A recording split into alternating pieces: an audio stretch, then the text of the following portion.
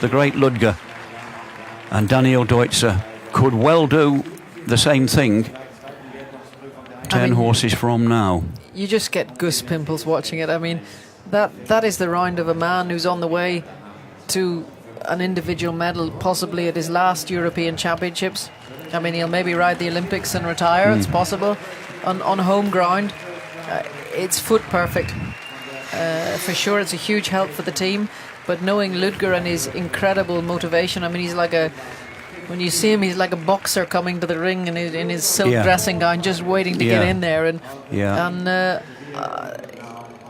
His whole demeanour changes, doesn't it? At this level, and when it is so important, you can just see the angle of his body and the expressions on his face. And when he starts blowing his lips out, then it's really pressure time. And then he comes up with it. And his all-time super groom, he has her remotivated to do the shows with him, and it's really nice to see. Yeah, certainly is. Right, back to the start again then. Gregory Watherley. Talking about great riders, here's another one. A wonderful stylist, a wonderful producer of horses. Yes, and you would think it's about time that this man was individual medal material. He's always there or thereabouts. You sort of admire him as much as I do. I think he's a class act, isn't he? Very much so, and so many different horses, and he rides them in a very simple way. And what's very nice to see is he's what people consider to be a very strong rider and a very good rider, yet you see the horses that get sold for him going good with other people. Yeah. I mean, look at the horse from Beezy. Cortez. I mean, he was second to me in Mechelen in the World Cup. In the World Cup, I was that there. Horse as a young horse. And then he went on to Beezy, and Beezy took her time to get together with the horse, but the horse went on to be a super horse with Beezy. And it's always a sign of a very good rider when they can be unbelievably competitive, but that somebody else can also ride their horse afterwards. And this man perfects that.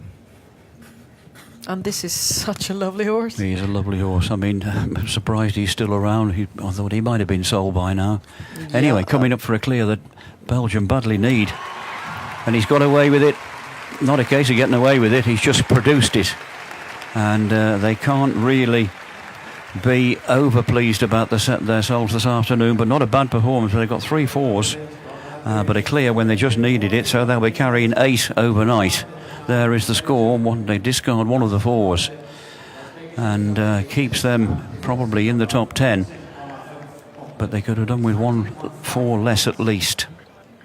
However, but when you still all to play for. We're only halfway through. Well, we're nearly halfway through, because this is day 1 of the 2 days of jumping. A totally different course tomorrow.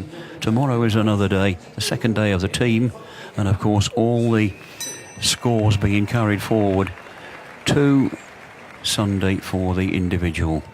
If you saw him, Ludger and Penelope standing on the podium on Sunday, you would think it was a good result. You wouldn't be at all surprised, would you? No, not at all. Not at all. It's a long way to go, but when you see the combinations of them and their horses, you certainly wouldn't be disappointed to see. And it those is a three combination, isn't it? When they're riding as good as that, and as good as those 2 that you've just mentioned as well there, and the horses are on song as well, and anything is possible.